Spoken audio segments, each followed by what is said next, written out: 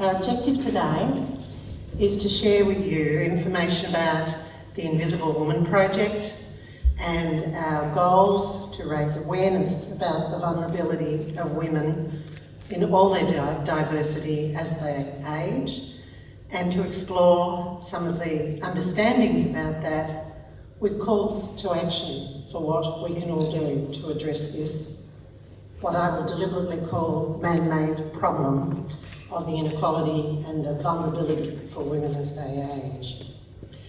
I'm just going to first share a little bit with you, and then we'll go to a panel discussion with our experts on the stage here, representing the nuances of diversity and the issues that impact on women and lead to their vulnerability as they age.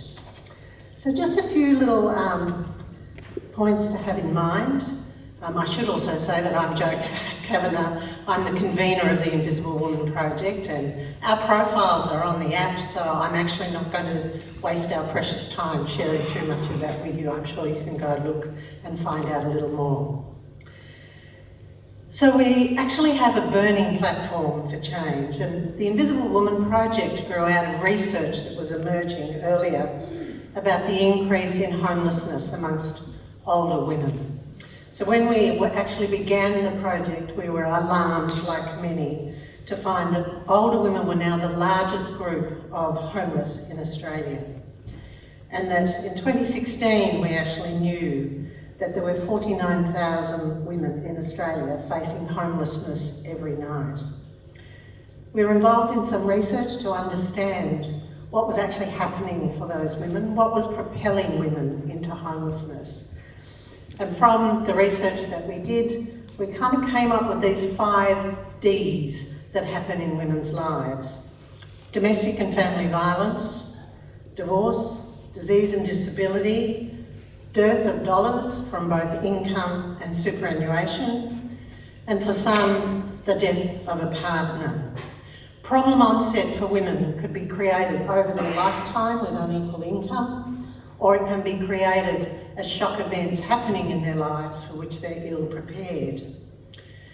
We also learned that the strongest protective factors start with a strong social network outside of family relationships, but also family relationships. A network of caring friends and community who step up and in to look after each other.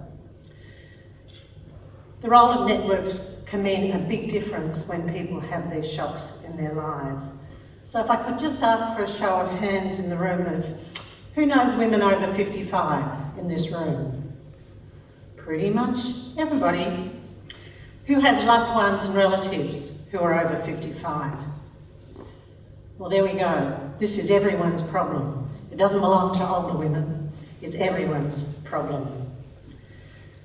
So the problem starts with gender inequality. The differences in pay, employment status, and progression actually widen as women age in our society. The Australian Government Workplace Gender Equality Agency has not traditionally included questions about ageism and gender in their annual surveys, but they are now adding it in.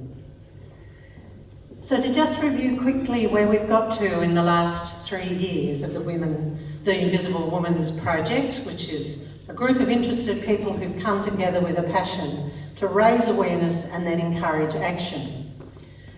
We started back in 2019-21 with our research. We've then moved on and were successful in a funding partnership with the City of Melbourne. Then our clever teams at Just Gold, who are also responsible for putting these slides together for me, have really made this a social project with the website, site launch and socials. The reference group, which I chair, is established. And then if we move on, we've been able to go interstate with the City of Adelaide coming on board with a local project there to raise awareness and help to bring women together to share their stories and the voices of women of all diversity. Part of our objective here is to not have the usual suspect up on the stage talking about this, but to actually dig deep into community and hear the voices of women who are less well known. Through the social websites that have been developed, you can see there the reach that we now have of increasing people's interest and engagement with the project.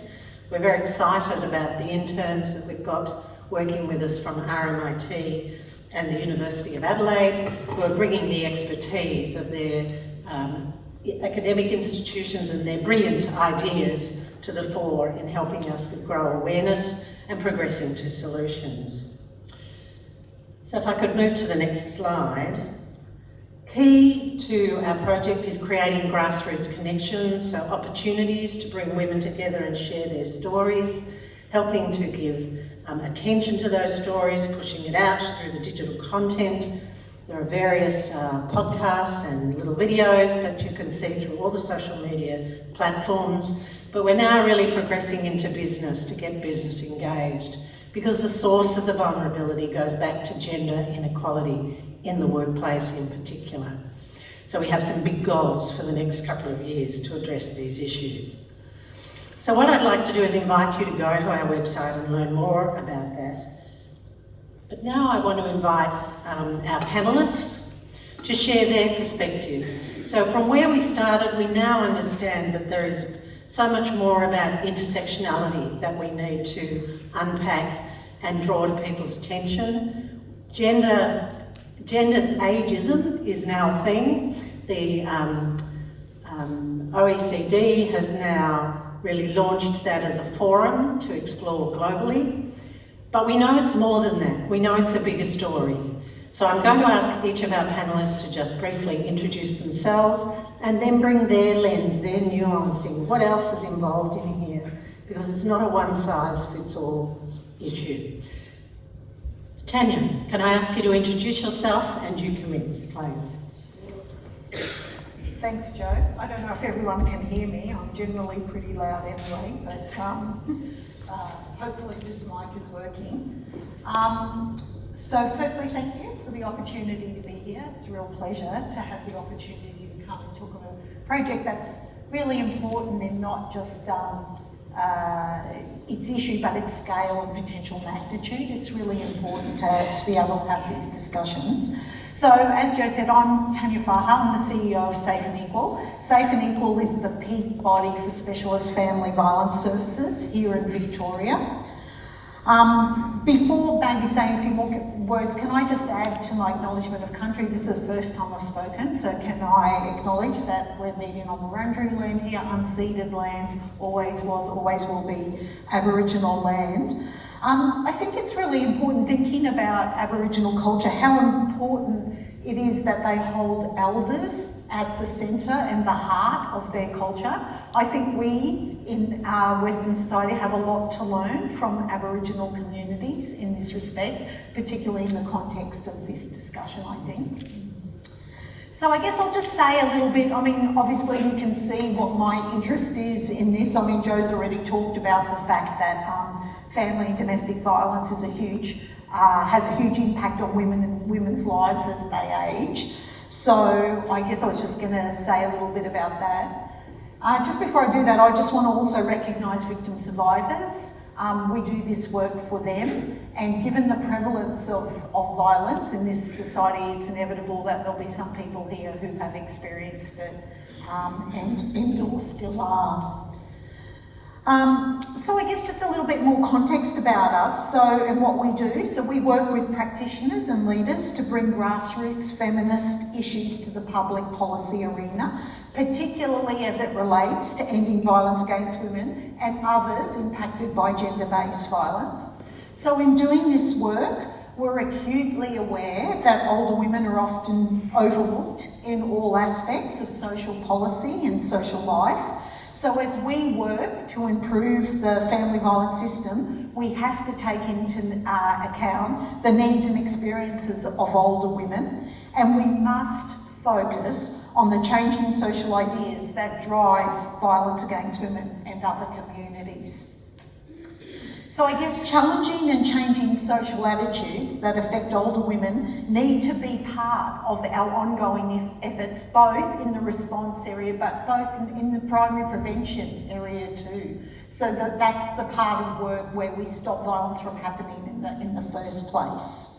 And obviously addressing the drivers of this form of violence, which are particular expressions of gender inequality, are really, really important to this work. So I guess with an ever-increasing proportion of Australia's population that is aged 65 and over, and I understand the deadline for the Invisible Women's Project is a bit younger than that, I guess actively considering and responding to the experience and needs of older women should be critical in our goal to end violence against women.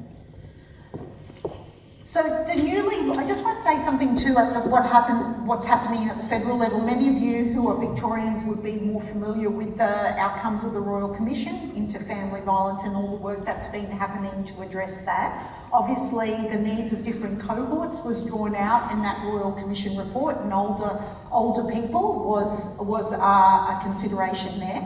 But also the newly launched National Plan to End Violence Against Women and Their Children highlights that for older women, gender-based violence includes forms of elder abuse, ongoing intimate partner violence, economic abuse and control perpetrated by adult children and other family members.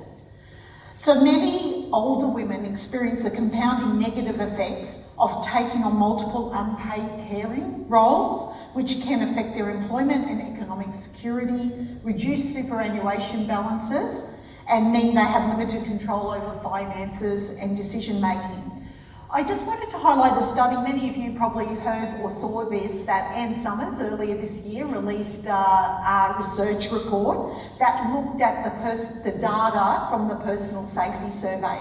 If you work in the sector, this data wasn't necessarily surprising, but what Anne managed to do was analyse this data in a specific way that was able to bring the concepts and the ideas simply to the broader community. Because basically what she found is that single mothers faced dire economic consequences and were the largest proportion of single people, so basically single women, the greatest proportion of single mothers in this country were facing or had faced family and domestic violence. So if you think about what that means, the resulting economic consequences for leaving relationships, which we know are potentially homelessness, financial insecurity, lack of superannuation, continue to plague women from those days onwards to when they age. And then, so basically what it is, we have a tragic and unacceptable reality for women of the choice between violence and poverty. That's essentially what that study found. And I guess if you think about the statistics that Anne just talked about older women facing homelessness, much of this is actually driven from days when they left relationships and then continue on through their life because they're always behind, because they can't catch up. There are lack of opportunities to get back the superannuation that you've lost out on. You've got to retrain, get back into the employment market. There's a whole lot of issues that face, and with all the gender barriers as well, exacerbates this. And if you think about how gender inequality, experiences of family violence intersect with other forms of oppression and discrimination, so those issues that must face the Aboriginal community, issues that face culturally diverse migrant refugee women particularly, you can see how that would be compounded. Women with disabilities. So all of this is compounding women's experience, not only as younger people, but as they age. So I might stop there because I know some of our other speakers are going to talk more to the intersectionality. So thank you, Tanya. And I think, thank you. Linking it to the earlier session, if you were here, about the failures of capitalism, again, we can see that many of these problems are, in fact, man-made problems. They are structural, systemic and cultural problems is the source of them. It's not to pathologise the individual women who find themselves in these circumstances. And if it's a man-made problem, that means it has solutions, because we can stop doing it and we can do better things. Jung has kindly joined our session, having had one of our speakers have to withdraw. So she's going to introduce herself and share from her work that she's doing on racism. Hi everyone, hope you can hear me as well. It just doesn't feel like the mic is on when you're up here.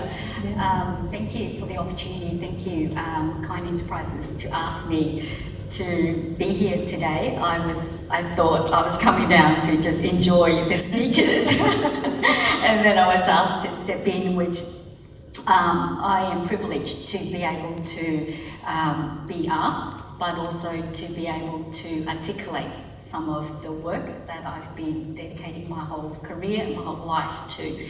So, my name's Tran, so Vietnamese heritage. I think the Jung and the Tran gives it away a little bit.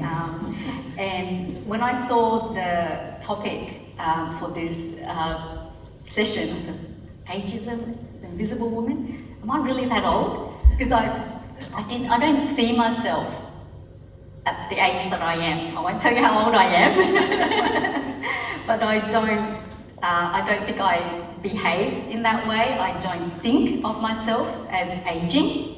I see myself as a young spirit, and that's because, and I'll share with you my history, my heritage, because I think it's really important for me, and I think for many others, in how it shapes us, but what drives us, and what we decide to do and pursue as our purpose. And I think a purpose is really important for many of us. It's not so much if you don't subscribe to the purpose construct or concept, it's also your why, right? Think of it as your why. Why do you do the things you do in the world? Get up in the morning and just battle. I put on my armour every morning and I go out and battle, and that's how I teach my children as well, because we need to create a more socially and racially equal society and a planet. So I live and I navigate two worlds, in that my Vietnamese heritage is very important to me. It is prioritised in my home. I live within an extended family. So my 100-year-old grandmother is still living, and I take care of her on the weekend. During the week, she's with my parents.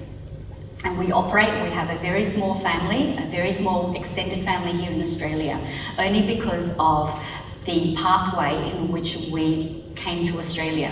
And I spent the first 5 years living in Vietnam as a young child, in poverty, in a very, very poor, rural village near Nha Trang. So 10 hours from Ho Chi Minh City or Saigon. And it was the most, and I have memories back to when I was 3 years old, but it was the most happiest memories, because as I was sharing with someone at lunchtime, I remember my grandmother putting me on her back and going out to the river and collecting shells or catching fish in her basket, her handmade baskets. And she still tells me the story of how we survived, how she fed us as a family, how she created illegal alcohol to sell to the returning soldiers, who are the guerrillas who are out fighting against the Viet Congs. So for me, my family and my story and how I've come to Australia as a refugee has really instilled in me the why of what I do now as a professional, as a volunteer, as a leader in the community, as just another human being, interacting and sharing stories with everyone I meet, and kindness and compassion. And we do that with kindness and compassion so that we can bring people along. And so I have a professional career as a counsellor, a trauma counsellor, only because, back in the early days, because I could see the trauma of newly arrived refugees, the waves of migration that we've had across Australia. But for me personally, it was our Vietnamese community, where we were told that you push your trauma aside and you go and you work in factories and you just raise your family and you instill in them the ethics of hard work and listen to your boss and just nod and don't create waves and don't stir, right? And you just accept what you get because you're lucky to be here. You're lucky to be here. You should be grateful. And that was the narrative. That was the programming and the conditioning that was given to me. And so growing up in a home where my mother and my grandmother were the decision makers. It was a matriarchal family unit. My father was there, but he went along, loving man who just supported us unconditionally. So I grew up with that, and that's who I am and shaped who I am today. And in my work, I don't see that. I am invisible at work because it's not my age that they see first. They see my ethnicity. They see that I'm a woman, and I am invisible in so many spaces. I've gone to business meetings where they think that I'm the secretary, when I'm a co-founder of a social enterprise charity, non-profit. I've run businesses, for-profit businesses, and I've been judged where I walk in, Jung, this woman cannot speak English very well, maybe, she's not educated. So the stereotypes hits me. Before I'm able to speak, before I'm able to share, before I'm able to express the knowledge and the wisdom and the skills that I bring to the table. So I co-founded a social enterprise, but now we've got charity status, and it's exciting because it's a whole journey, what you do and what you want to do in the world. And we're called Our Race. Our Race Community is our non-profit, and what we do is what I know best. It's storytelling and how stories have been commodified, particularly refugee stories have been commodified by organisations, by media, by political systems, by systems in general, where it doesn't acknowledge the beauty and the spirit of that story and how powerful that story is, and that the story holder has agency, the communities has wisdom to share, like our First Nations communities around the world, around this country. We forget that. And so what we do at Our Race is we advocate for the creative ownership and control of the story holders' stories when they want to share that, if they want to share that or not. And we create tools and resources to elevate and centre their voices and their stories in platforms and spaces that they want to be in or be heard in. And we work with organisations to also encourage them to provide the resources that is needed, the psychological and cultural resources to make sure that, they are supported throughout that whole journey of storytelling. Thank you. Thank you. Wonderful story.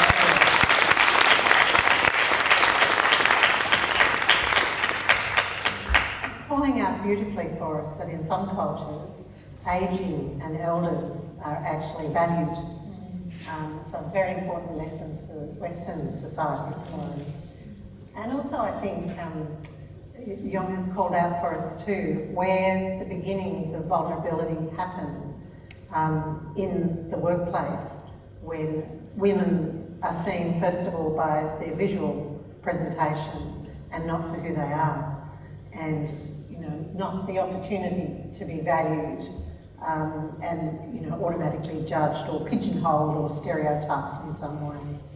Thank you. Maria, can I ask you to join the conversation and share with us from a cultural lens too, to build on what you've already done? Yeah, and I think, so much of what you were saying really resonates because am I supposed to introduce myself? Just saying, I think people know who you are, but anyway. They should by now, especially given Holly's gone around talking all night. Holly's really regretting that. I think that, a couple of things that I just quickly want to say, because I do want to make sure it's conversational. But I think feminist scholarship has actually improved the visibility, and I talk about the politics of visibility and the politics of vulnerability, because I don't think vulnerability or invisibility is inherent. it's created, as I think we've been saying. And it's very much about power and power disparities in our society. And as the previous panel was saying, intersectionality as an analytical tool to assess that power is really important. And the question then it becomes about power sharing. But in terms of how I translate some of the, just very quickly, some of what Jung was saying before, I think about growing up in Australia as a migrant to this country, coming to a country without any English, and reflecting back on some very strong memories of my mother trying to sort of defend us, really. That's one particular scenario where my brother and I were accused of bringing a disease, I think it was head lice, into the school even though we didn't have it. And she speaks 6 languages, but was derided, and I think, you know, it still makes me feel quite emotional, derided on the basis that her English wasn't very good. And I think about as a child who's probably 8 years old, feeling embarrassed by her, and that she couldn't speak English, that my brother and I had sort of acculturated and acquired, you know, English fluency. But many, many years later, thinking as she aged, as a woman working in a factory all her life, and thinking she had no agency and falling into that trap of victimhood, because that's how she was characterised as a woman, all with, I mean, deficits were really the only description that were provided to her. And watching her age until we went back to Greece. I've been back many times, but it was the first time she'd gone back. She would have been in her early 70s. And it was then that I realised her power, because in the village, she had wisdom. In the village, she was someone who was valued. And I thought, my goodness, structurally, what has that done to your sense of self? And I think that even now, despite the feminist scholarship that has contributed to, as you said, a gendered analysis of ageism, I don't see intersectionality applied even in that, whether it's gerontological or it's feminist analyses. The role that culture, ethnicity and migration plays in our understanding of ageing is still very absent. And I think that is the politics of invisibility. It contributes to experiences like Jung's, like my mother's, and so on. So collectively, I do think that until we think about those processes of power disparity, whether it's ageism, whether it's sexism, whether it's racism, they're all connected and compounding.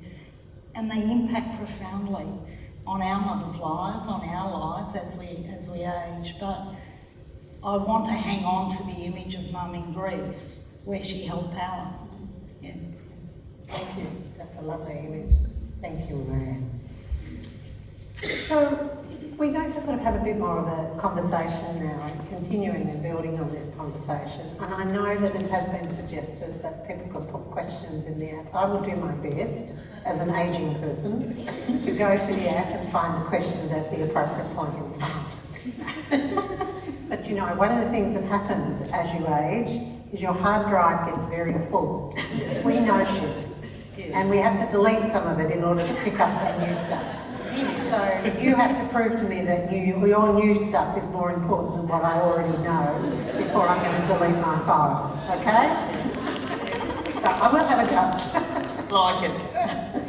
So let's continue with this idea about ageing and ageism. So apparently, according to the OECD, the whole idea of, or the concept of ageing, or ageism, comes from somebody back in 1969, I can't remember his name, but he was actually calling out the fact that we despised ageing. So hence, ageism is coming out of such a negative attitude towards ageing. And in our youthful culture, and the fact that we glorify everything young, new, bright, shiny, we miss out on some of the things that other cultures, and our First Nations culture too, have known for a long time. So can I ask us to build on this too, and perhaps you might share a little bit, Tanya, too, from your own lived experience. When you think about ageing around you in your family, your culture, is this a negative stereotype, or how do people actually talk about it? I don't know, I guess, like Maria and Jung, I grew up in a culturally diverse community too. My parents were Lebanese migrants to this country. And I guess lots of what I've heard resonates with me. I think, you know, one of the interesting things is regardless of what your own culture or your own community thinks about age or ageism, when you are acculturated, that's a very good word actually, Marie, when you are integrated or acculturated, you take on those those characteristics of the society that you live in. So I guess just thinking and listening to what Maria and Jung said, that yes, I think in certain communities there is respect for older people, but when you migrate to countries like this where shiny new things, that's what you remember, you know, and that's what you take on, you know, and I guess I was just trying to think through some of those things, and it's hard, I think, for migrant refugee people to come here because they see that their children change, they see that their families are changing because they're trying to fit in, and we did that too, you know, and I wish I knew then what I know now, because I would have been much more comfortable to be who I was then.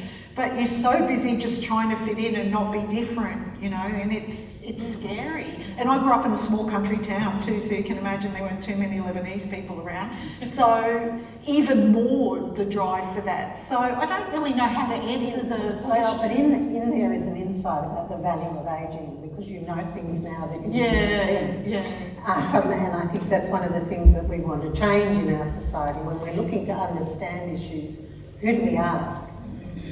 Where are the voices of women in that generally, and then the voices of women who have lived experience through different ages to contribute to that? Jung, would you like to add? I think within the Vietnamese culture that I operate in, and I'm deeply aware of the biases that exist there, because youth is very much valued, and it's not just youth in, say, the West, in the Vietnamese, through the Vietnamese lens, youth is tied to colorism. Because I'm often, my mother would say to me, because I'm fairer, right, I'm prettier than my sister, my younger sister. And so when I had my daughter, who's 21, she's darker because she takes after my father. Oh, you need to lighten her skin.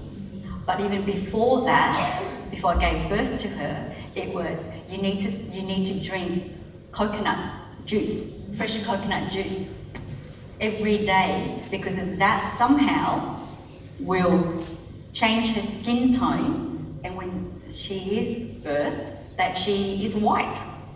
And so youth is very connected, right, to, for us, the whiteness. So we're living, right, in this whole society, this world that is based on whiteness and the power that goes with that and the privileges that goes with that. So it has threaded itself into, yes, the culture, a migrant culture, not so much. If we were back in Vietnam, in a village, in a rural village, I don't think it would be as heightened. But because we're here and we're exposed to information, we're much more connected to our communities because we are smaller, and you tend to gravitate towards your own people, right? You get information from there. And then you're exposed to the Hollywood movie, the marketing, right, of what beauty looks like, and then that then connects to youth. So for me, I get the privilege of going home and seeing my 100-year-old grandmother, and not only sharing stories, but looking at her as an elder within our family. And like Maria, when she goes to Vietnam, when she was younger and she was allowed to travel and go back to Vietnam, she commands an audience. That's how respected she is. The knowledge and the wisdom she has is phenomenal. And when she's here, she's locked up. When I say locked up, we don't lock her up. It's good. Socially, right? Got the CEO safe. She's confined to her home because the individual society which we live in, we don't associate with our communities. We are not out there within our communities. Our identities doesn't extend, right, to our communities. It's a nuclear, it's an individualistic society. So you shut your doors at 6 o'clock. You have dinner at home and you watch TV and you go to bed and that's it. You don't talk to your neighbour, you don't hear about them, you don't interact with them. That's not where we've come from. And so that's the two worlds that I think we definitely try to navigate. And it's again here looking at where does that the youth or the idea of what young looks like and how to aspire to that.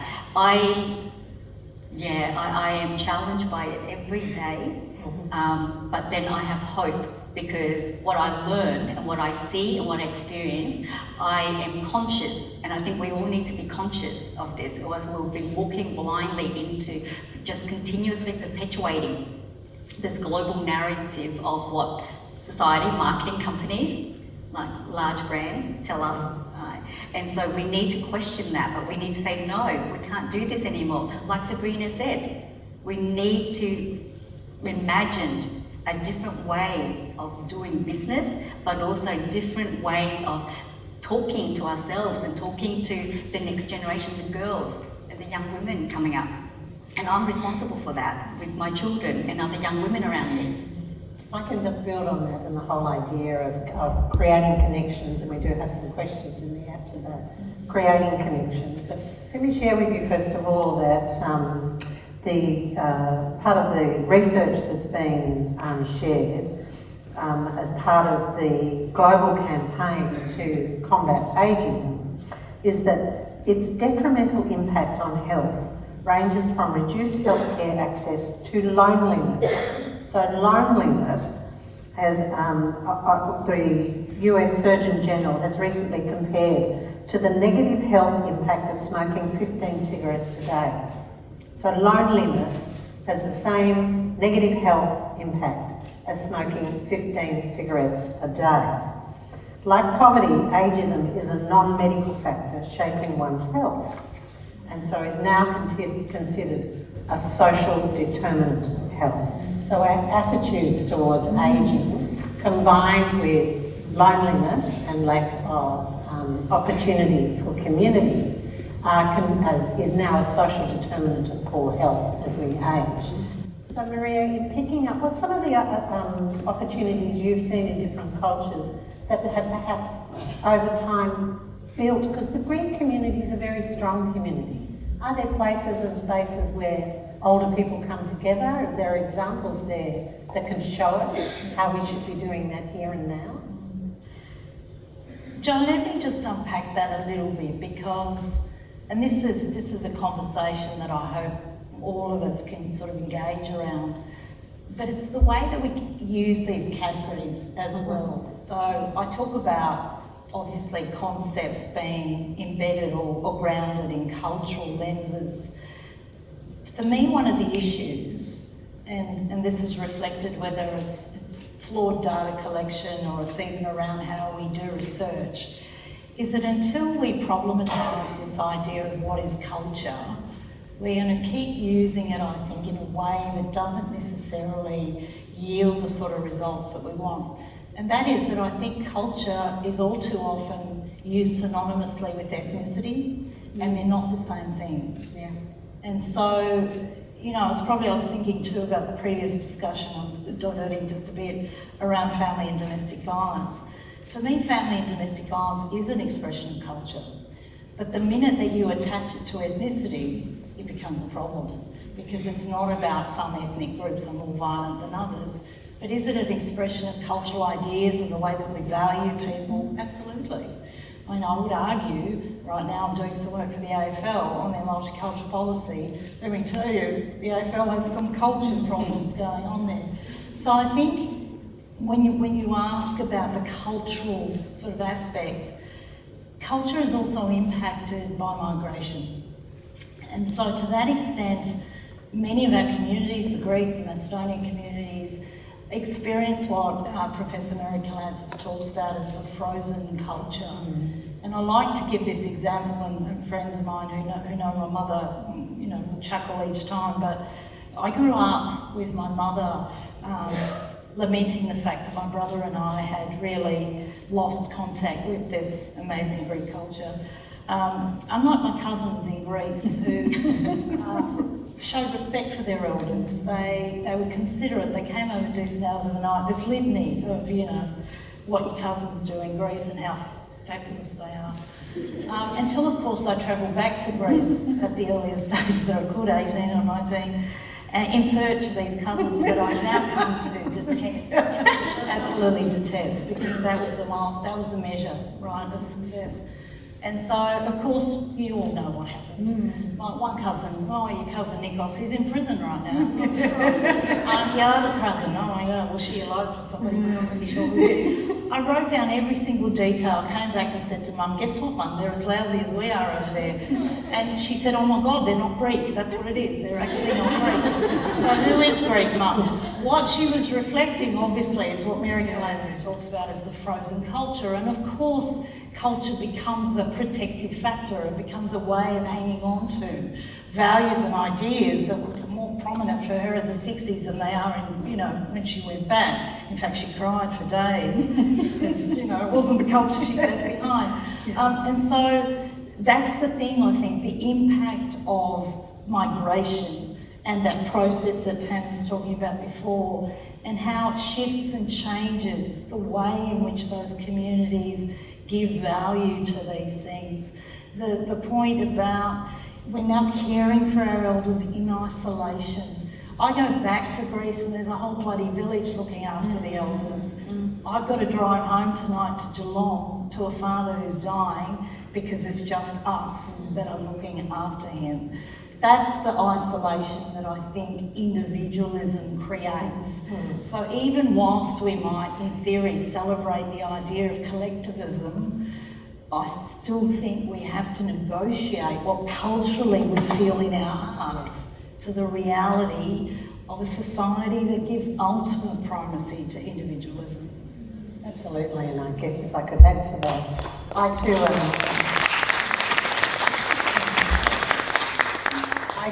am of a migrant family, first generation Australian, of English parents who demobbed here after the Second World War. So we grew up with war-torn Europe as very much part of boil the chicken and, you know, don't waste anything and all the rest of it. But I grew up in a very socially isolated family because they brought their white tradition with them from England, which is don't tell anybody if there's any problems, and you never ask for help, and privacy is absolutely critical, stiff upper lip and all of that sort of stuff.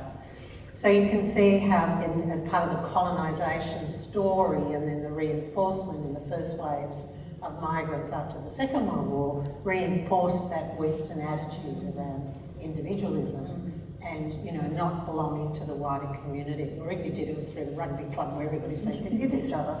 Anyway, I'm going to ask my magic question as in wrapping up our session today, and thank you all for sharing so generously with us. But I have this superpower, and I'm going to share it with you. So Maria, I give you my superpower. If you can change one thing in the world, what's it going to be? Make Hala stop calling me old. No. Wait, is Hala still here? Where are you, Hala? There you are! See? Look, if there was one thing that I could absolutely change, it would be, could we stop universalising people's experiences? I think because that process of universalisation essentially, I think, means that our humanity is lost in that process too. And the panel before, you know, I was thinking about the ethics of love and Bell Hooks' concept of the ethics of love as a foundational principle. I think if we could reclaim that ethics of love in the way that we engage around our differences, it would not be a bad thing. Thank you. Tanya, you now have the superpower. Yeah, I What's don't the know. one thing you're going It's to hard to change? follow something so profound, but Well, you just might want everybody to have enough money to live on. Yeah. look, I don't know what the one thing is. I mean, I work in an area that requires a system to change it, you know, so always thinking about what's the one thing that's going to change, it's really hard to think about that. But I guess in thinking about what drives the reason why we need to do this work and about those rigid social norms, stereotypes, I would hope one day we can break that down so people have the opportunity to express themselves how they want to express themselves. Obviously not hurting other people, but if that was that would go a long way, I think, to some of the discrimination and the oppressions that we experience that drives the reason why I have to do the work that I do. So if I could change something, I'd like to see those kind of negative, you know, social norm stereotypes break down and individual expressions, not so much which contributes to this idea of non-universalising, because it is about people being able to express themselves safely and to be accepted. Valuing diversity and inclusion. Jung, you've got it now, you've got the superpower, what's your one thing you're going to change? World peace. She likes walks on the beach. No. I hate the ocean. It's nearly killed me. Yes, coming here. Point taken. So many things, and I struggled like enormously with this question. But if I have to pick, it's really investing more resources in empowering girls and young women to not believe, you know, that the identity that's given to them from birth. So empower them to own their own identity, to go out there and find greatness for themselves. Thank you. Well, that segues nicely, yes. Back to the intention of the Invisible Woman project and our efforts to raise awareness and then create, through the social platforms, but also with some face-to-face activities that have been funded through the City of Melbourne for here and in Adelaide, but moving in now too with business, opportunities for women to come together, build those social connections, share their stories and be part of creating the solutions that we need in our society to make sure that young women today, and I think of, you know, my own daughters and now granddaughters, I don't want them to go through what I went through, but we're not making enough progress.